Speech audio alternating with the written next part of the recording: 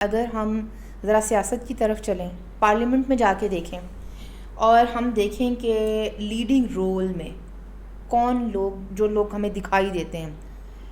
ان کا کہیں نہ کہیں ایک خاص لب و لہجہ ہوگا،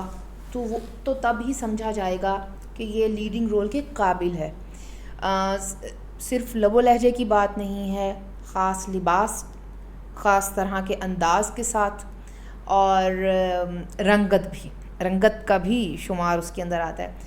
1.5-2 دہائیاں تو ایک لفظ بول بول کے ہمارے کانوں سے لہو نکال دیا گیا، اور وہ تھا ہینڈسم۔ ایز اف ہینڈسم ہونا اقتدار کی پہلی اور آخری شرط ہے،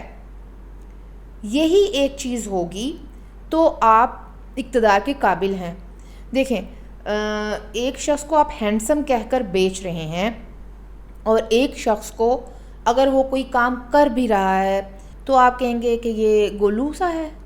یا ان کے لباس کے اوپر بات کریں گے، یا یہ پرچی سے دیکھ کے پڑھتا ہے، انگریزی کا مذاق اڑائیں گے۔ یہ سارے سٹینڈرڈز تو وہ جو اقتدار کی بات ہے نا، وہ پہلے کولونائزرز تھے، یا ایلیٹ طبقہ ہے، یا رولنگ ایلیٹ جسے کہتے ہیں، تو اس کے اندر بھی تو یہ ایک چیز کو انجیکٹ کیا گیا نا۔